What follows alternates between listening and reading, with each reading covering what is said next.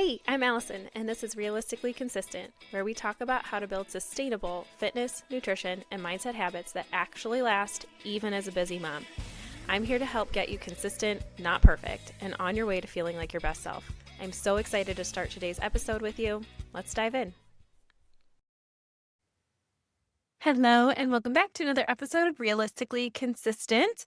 Really quick before we dive into today's topic, I do have a few announcements to share with you. Number one, if you are still looking for accountability and support in staying consistent with even the smallest things, the membership is still open. You still have access to try it just for 1 week free to see if it is something that fits your needs, helps you stay consistent. There is a community of women in there already that communicate daily just with the struggles, the real life struggles of motherhood and the challenges that come along with trying to prioritize ourselves and care for everybody else around us and keep up with the work and the house and all of the things that come along with motherhood.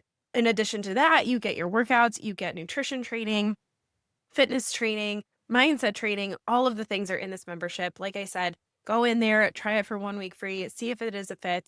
I'm going to link it down in the show notes so that all you have to do is click on that link. You can read a little bit more about it and try it for 1 week free. And then another announcement is I am working on some other really, really exciting things. But with us heading into this new summer season, it is taking me a little bit longer to put some of them together. If you already follow me on Instagram, you might be aware of some of the things that I've dropped a little bit for things that I'm putting together for you. So if you're not already following me on Instagram, you can find me at Allison Haley Fitness. You can find me on Facebook at Allison Haley.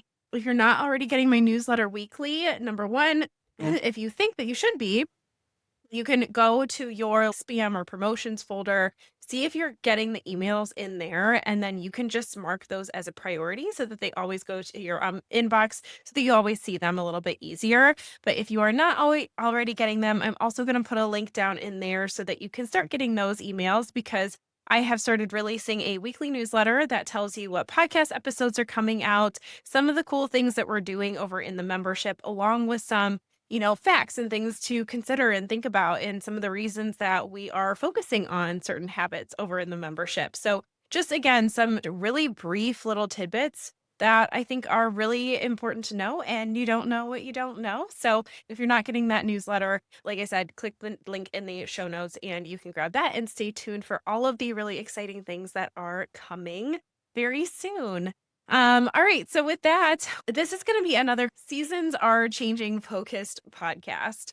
So every season, pretty much, you might have kind of caught on to this theme that we do a really focused podcast around. Okay, how do we now switch up this routine that we've kind of fallen into for certain seasons, for certain times of our lives?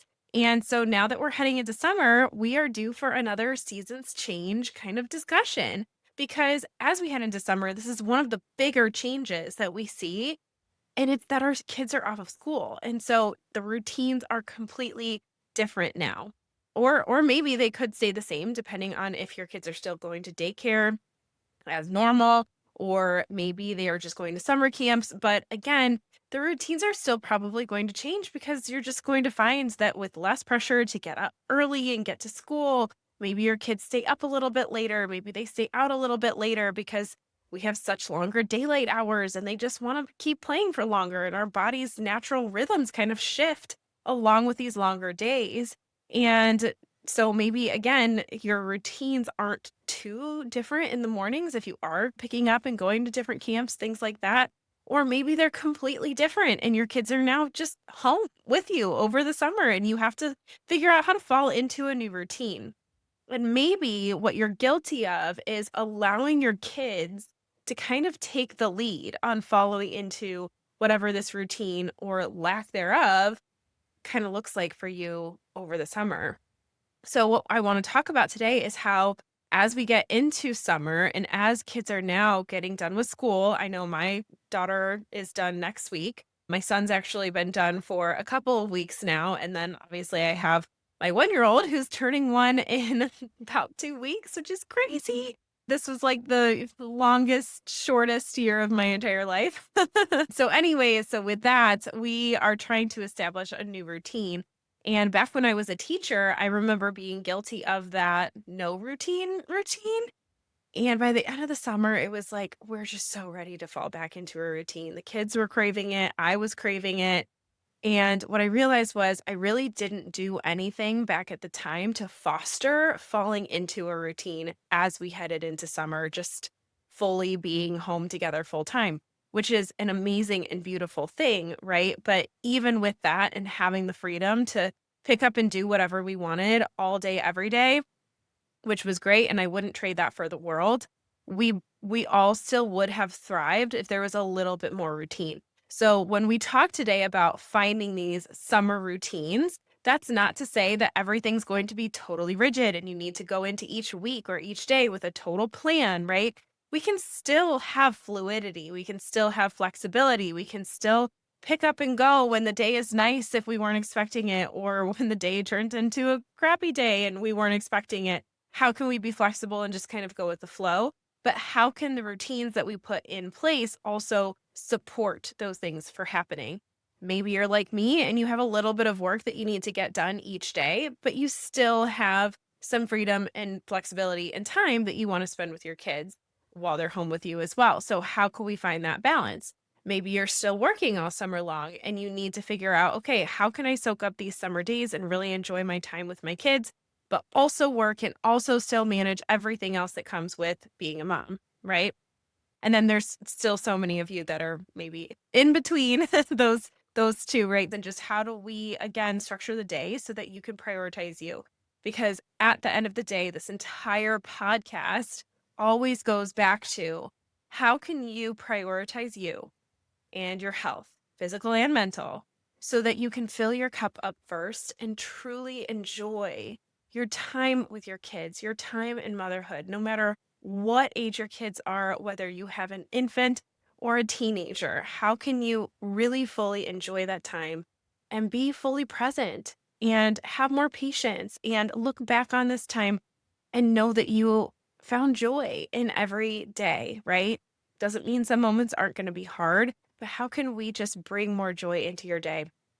And that's going to start with prioritizing you. Okay. How can we fill your cup first so that you can find more joy in your day and not feel like you're living out of survival mode each day? Right. And again, routines and structure with flexibility and fluidity is where a lot of that can come from. So today's conversation is really just to start getting you to think, what ideally would you want a perfect day to look like so that you can fill your cup, you can maybe get a little bit of work done if that's on your agenda, have a full day of work, have some really true present time spent with your kids where you can look and say, yeah, I was fully immersed in that. Because that's something else I want you to think about is that I would rather have just 1 hour where I was really fully engaged, had no idea where my phone was, no idea what was going on, fully playing with my kids, engaged in every single thing that they were saying and we were doing together, rather than 5 hours where I was trying to do all the things at once, trying to engage with them, talk to them, watch them do this, but also be on my phone, get some work done, get some chores done, start cooking, planning all of the things at once, right? And so the first thing that I want you to start thinking about is, do you have set times, and not necessarily like literally planned down to the minute, to the hour in your day, but just when you are set on doing chores in your house or doing work or being on your phone or being with your kids? Are you trying to take on more things all at once or be really focused on that singular task at hand? Because I think as moms, we pride ourselves on being multitaskers. And for so long, we've worn that like a badge of honor. Look how many things I can do at once. And I am 1,000% guilty of this too. Look at how many things I can do. I got this cleaned and I got dinner planned out. And I've been talking with my kids. They've been reading me a book while I'm doing all of these things. And it's like, check, check, check, check. Okay. But at the end of that hour, I still feel insanely depleted. I still feel like I wasn't fully paying attention to my kids, and they feel that even more than I do, even if they don't fully express it. And I still feel a little bit muddled about what plan I even made. And I'm still struggling to remember what it was that I even accomplished because so many things were on my mind at once. Who else is experiencing that? I can literally think to myself, gosh, I remember thinking about this weekend's plans or the dinner plans that I was going to make for the week or whatever, but I can't remember what I actually came up with. I feel like I remember my husband telling me something, but what did he actually say? And the more that I reflect on that, I can think to myself, okay, well, when my husband was communicating with me, I was also thinking about XYZ, thinking I was multitasking and listening to him at the same time. But let's get really honest with ourselves. Does multitasking really exist? Or is that just a way to feel like you're accomplishing more at once, even though it's you're not fully to completion accomplishing anything? Right? So the first thing I want you to think about is how can we maybe be more intentional with the things that we're doing?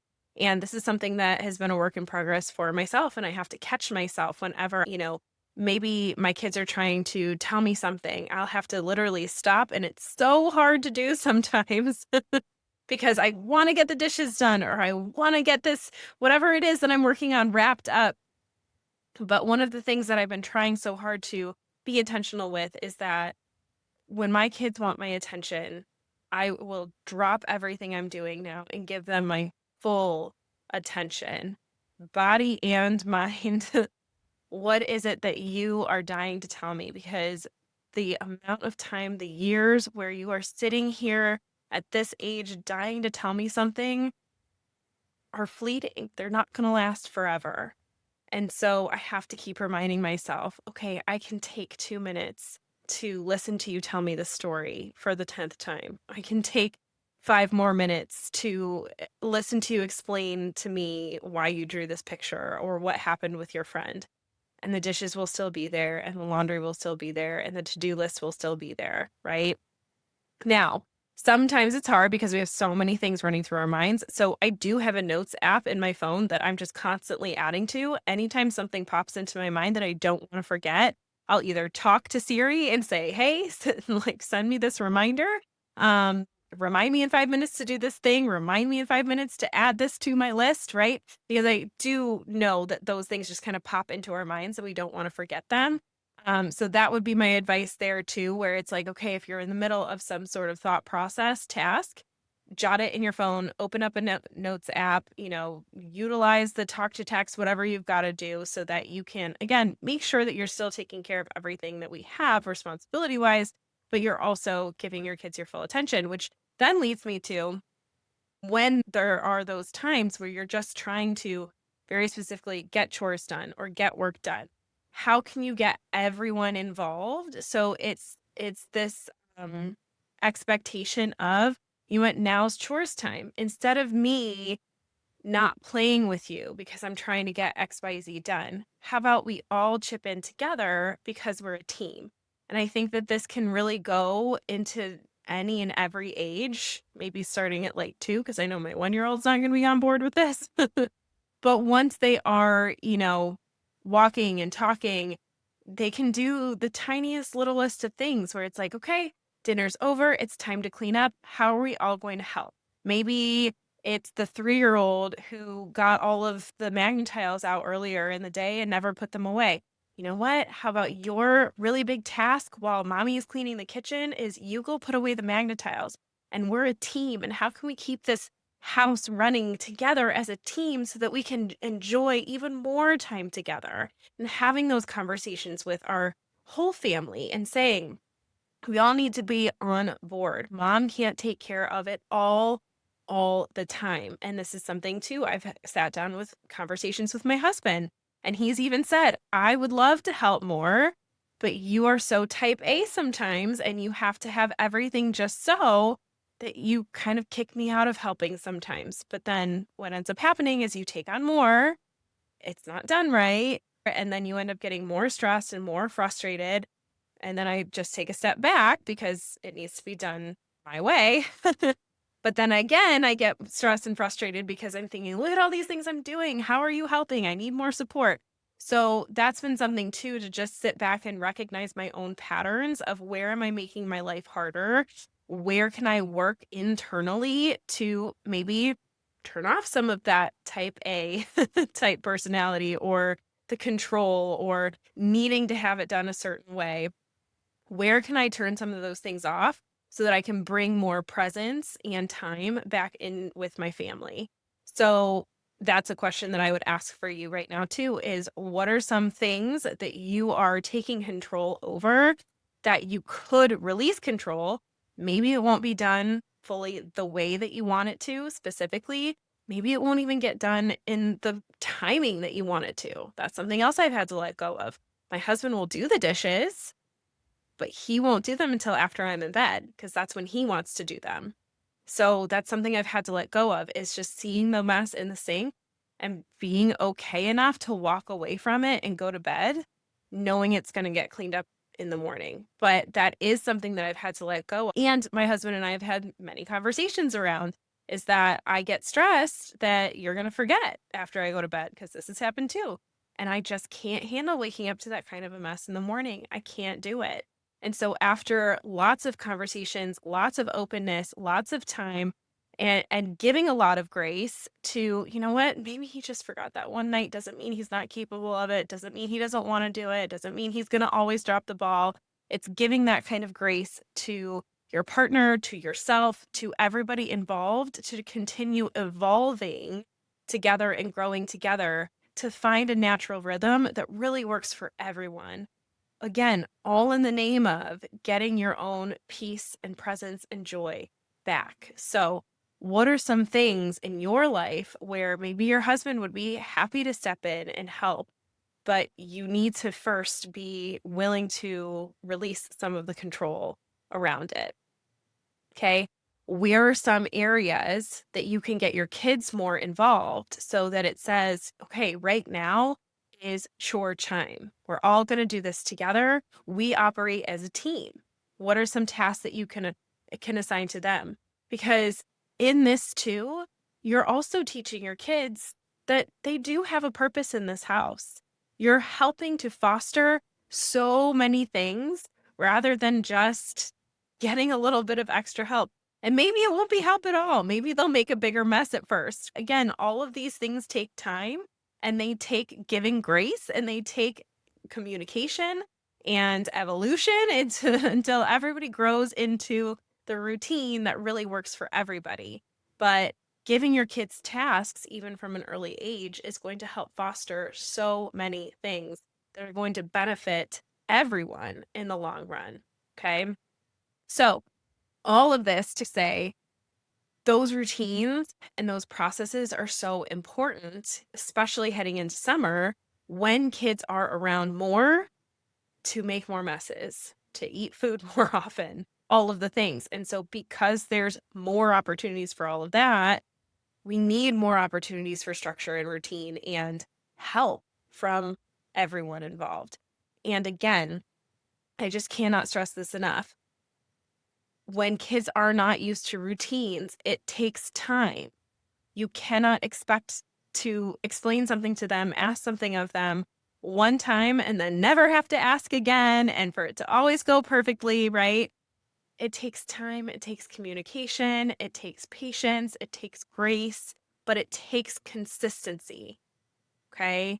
And that, again, going back to the whole premise of this entire podcast, is the way that you're going to see results in your own health and weight loss and everything like that is just by doing the things consistently. And that's the same thing when getting your kids to respond to routines. We have to be consistent with the communication, with the requests, with the follow through of saying, this is what's going to be expected for you this summer. And even as a past teacher, I think to myself, it really took a solid, I don't know, maybe month, give or take, the year in the class to really set and establish those routines and show kids that I was serious. I will follow through. If these certain expectations are not met, here are the consequences. I will follow through with them. Kids test boundaries, they push limits, right? all of the time. And our own children do the same to us all of the time, right? They're going to test limits. They're going to push boundaries. They're going to see what happens when they don't follow through. Are you going to follow through? Are you going to stay consistent? Because it is really hard, especially when they're not used to routines. Okay? It is really hard to follow through with these things. It is really hard to pick the battles when you're already exhausted. But again, I would rather pick a battle for a week straight and pour extra energy into creating a routine and support and understanding from my kids than to spend the entire summer frazzled and feeling like I'm the only one constantly doing everything, right? So 1 week of a whole lot of extra effort versus an entire summer of extra effort sounds like a win to me. So I really want to encourage you as you head into the summer. What are things that you can even think back on past summers? What are some of the things that drove you nuts last summer that just took up mental energy because you couldn't stand looking at the mess or answering the I'm hungry question every 5 seconds? How can we be problem solvers as moms heading into the summer? Okay. So I want to talk through some ideas with you because these are things that I've been thinking about for my own kids and my own summer. So for reference, I have a 7-year-old, a 5-year-old, and a 1-year-old. And some of the things that have driven me crazy in the past has been the messes that they are in bed and now I'm walking around and I'd like to finally relax for the day, but there's a mess everywhere. And I have a hard time relaxing when there's a mess. So there's one problem that needs solved. Another problem is the constant I'm hungry, I'm hungry, I'm hungry and needing to find snacks for them every hour. So how do we solve that problem? How do we solve the problem of having certain plans or them begging to go certain places and being able to get them together with their friends when they want to see their friends, things like that. And then the other problem of I have work that I need to get done in my own business, but they're home more frequently. And even if I have a moment to myself where it's peaceful for a moment, them still ending up finding me telling me that they're hungry or that they're bored or that they're whatever. Okay. So that's another big problem is I'm going to need at least 2 hours to myself each day to take client calls, to get work done, to build some of these things that I told you about. How can I make sure that I get that uninterrupted time? So some routines. One, I'm looking forward to having a little bit more time in the mornings. Naturally, with summer, their bedtimes get pushed back a little bit, which I'm okay with. And by a little bit, I mean probably by like 30 or so minutes on average. Because of that, then they're waking up a little bit later in the mornings. And again, I know that I can be fortunate enough to say this because this is true for everybody, but I get a little bit more of my mornings back. Most mornings, because the baby seem to have other plans a lot of mornings. But again, very fortunate for the help from my husband. This is something else that I've had to really let go of is that guilt. If I'm already up, I should just go get the baby. I should just take care of everything. And shutting that down and saying, no, you're up for a reason. You're up to fill your cup because you're about to spend the rest of the day filling up theirs. Let him take the baby. It's okay. So is that something where guilt, grace, all of the things need to come into play on the mornings that the baby's up? So I do get some more time back. I don't have to pack lunches anymore most of the days. I don't have to be getting people forced out the door at a certain time early in the morning anymore most days. So I do get a little bit of that time back.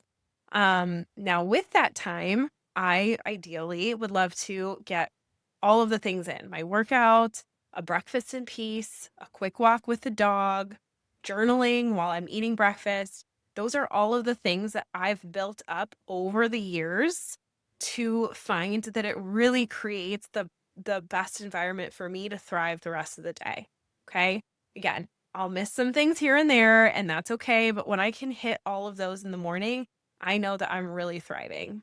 Right. And again, I just want to say all of those things were stacked over a multitude of years. and some things falling off here and there and then adding them back in and just realizing this is what I love to do with my morning. It feels the best. Here's what time I need to wake up in order to make sure all of those things fit in, because this is the time my kids get up on average, right? And so I still wake up early. We still foster this kind of routine.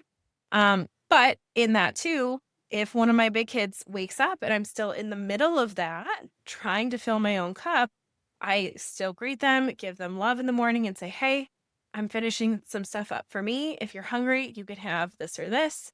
And why don't you sit on the couch and color or read or whatever until I'm done?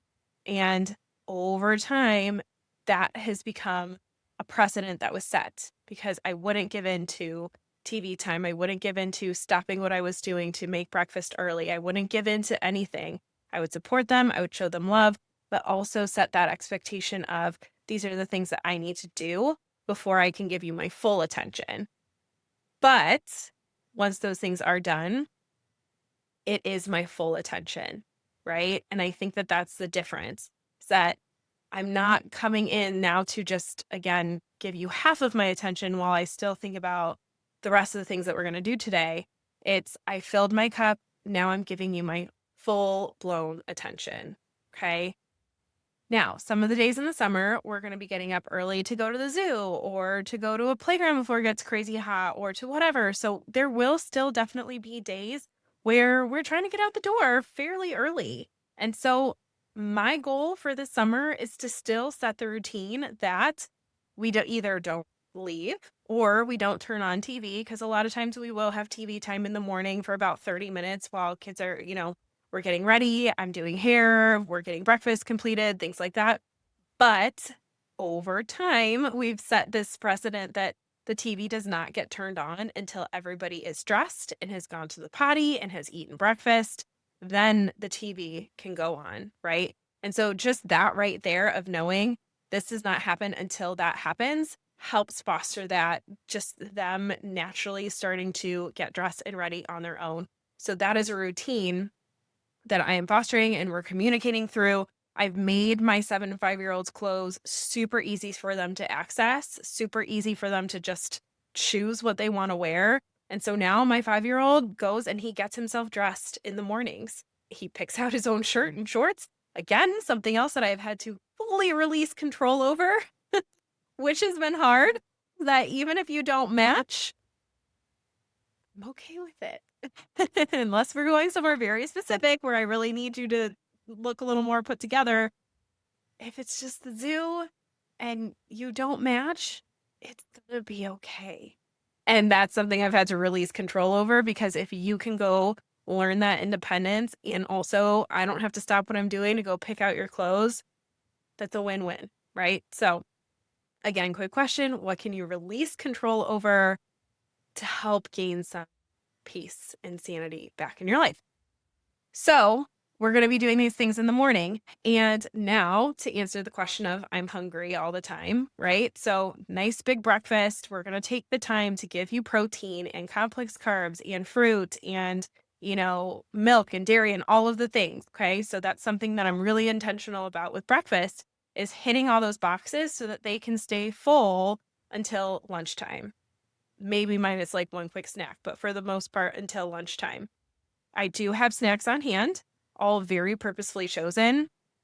Costco is great for finding these snacks. So we have a snack basket. So anytime that you're telling me you're hungry, go grab a snack. However, we also have the conversation of, are you hungry or are you bored? Because that's something else too. Even as adults, we find, am I hungry or am I actually just bored? Am I just eating out of habit? So if I start hearing that frequently, I'm hungry, I'm hungry, I'm hungry, even though they just ate, they just had a snack, whatever, it's okay. Well, now these are your only options: carrots, cucumbers, an orange that you can just grab. And if none of those sound appetizing, you're actually not hungry, you're bored, and you need to go find something else to do. Okay. So having things on hand that are easy to grab, that are healthy, that you don't mind that they grab, things like that. Something else on certain days, I'm considering actually even packing their lunches, packing a little bento box. So maybe we get home and it's like, okay, I need to sit down and get to work right away. I know that you can just grab your bento box out of the fridge when you decide that you're hungry instead of having to be like, oh, well, are you hungry? What do you want to eat? What are we going to do? I got to sit down and get started on my work, right? We know that it's just right there and it's ready to go and we're solid, okay? So that I can just start working. So to solve that problem of now I need 2 hours to work. Fingers crossed the baby sleeps that long, right? We get the baby down for the nap and now here's the big kids home. What are we going to do? So again, I kind of have like a day by day, we're going to have different things that we're going to do that can also be flexible. Maybe we can move things around in the day, but I'm basically going to have not too many things to choose from that it's overwhelming, but enough things to choose from where they always have something that they feel like they can go try to do. One thing is just going to be water paints. They love painting with paintbrushes and water outside on our deck on the wood. Okay, so that's one thing. We have Play-Doh and slime. They love to do that. Keep them occupied for a long time. There are certain toys that are just like building toys, things like that, that can take up a lot of their time that we don't get out very frequently. And so because they don't play with them very frequently, they'll stay pretty occupied by them for a while. Coloring, I've also gotten some very specific grade level workbooks. Both of my kids really enjoy learning and kind of challenging themselves as long as they're not too challenged. So that's going to be a thing too. Mommy's sitting down to work. So here you guys can sit down to do work too. We want to make sure that you still feel like a strong reader when you pick school back up. We want to make sure that you don't forget your letters over the summer for the kindergartner. So, but having a very specific, these are the things that we're going to do so that you guys can have your independent time to play or to work or to whatever, right? While I'm doing my work so that I can get the stuff done. And the conversation is if I can spend this amount of time getting my work done and just being fully focused, then when I shut it down, I can go back to being fully present with you. Baby's up. I can shut this down. I'm not trying to multitask anymore. I'm not trying to do a little bit of this and feed you and talk with you and do this. It's one thing or the other, both. Okay. And so all of this to say, there's been a lot of thought that has gone into these summer routines and predicting what I want them to look like, how I'm going to help foster them, how I'm going to work with my kids. So I'm not forcing things, but I'm working with the things that they already like and the natural patterns that they already have so we can work with those things. I'm not trying to force work first thing in the morning when I know that that's when they're just the most naturally active, right? Would I love to get work done in the morning? Yeah, but I'm not going to force that because then I'm going to be fighting an uphill battle and nobody's going to be happy. So how can we work together with the things that you want to get done, the natural patterns that your kids have, and bring them all together through open communication, through consistency, through picking some of the battles that might feel really hard, but you know are going to be worth it in the end, and just giving yourself a lot of grace along the way. And so within all of that, I do encourage you to think about where you fit into that as well. We've already talked, my time to fit myself in is first thing in the morning. I still very intentionally will wake up before my kids, even when I don't have to in the summer, to fill my cup first, to get in a walk, to get in natural sunlight and fresh air and a workout and breakfast that is a high protein, fully balanced breakfast because those things fill my cup. Maybe that works for you. Maybe it doesn't. Maybe yours is going to come during the first nap of the day or right after they get dropped off at summer camp. You're going to take 20 minutes before you start working to fill your cup. What is it going to be that's going to work for you so that you can fill your cup this summer and be fully present and be able to look back on the summer and know that you could feel joy because you could be fully present because you fostered the routines that felt good for everyone. So everyone knew what to expect and was able to just let loose a little bit more and have fun together. So with that, I'd love your feedback. If there's anything that I missed or you ever have any questions, please feel free to send me a DM on Facebook or Instagram. I love talking about these things even more. And with that, this is actually going to be our final podcast episode for a few months because, as we've talked, I only have a couple hours a day and still serving clients. I am opening up just 2 more spots for the summer. So if you do want to be one of those one-on-one clients that is working towards your goals this summer, you can feel free to visit my website, AllisonHaleyFitness.com, and fill out an application for that. But I have clients to service, I have things to work on. And so we are going to pause this podcast until the fall when the kids are back in school. But I so appreciate you for listening, for tuning in. Please continue to go back to episodes maybe that you've missed before. If you are following along with my newsletters, we're going to be highlighting a lot of past episodes as well. So again, I just want to thank you so much for being a listener. Even if this is your first episode, thank you so much for listening all the way to the end. I hope you check out some of the other episodes as well.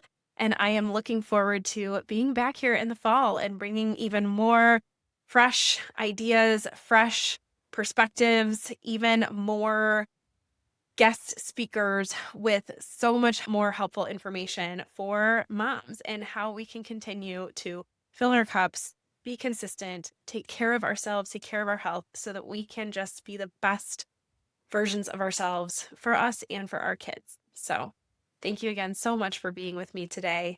I will see you in the next season. Bye. Thank you so much for listening to Realistically Consistent. If today's episode helped you, please hit subscribe and leave a quick rating as it helps more moms find the show. You can visit AllisonHaleyFitness.com for more tools, tips, and ways to stay connected. And just as a quick reminder, I'm here to share general information and encouragement, but this podcast isn't meant to replace professional medical or health advice. Everyone's circumstances are different, so be sure to check in with your trusted healthcare provider before making any big changes.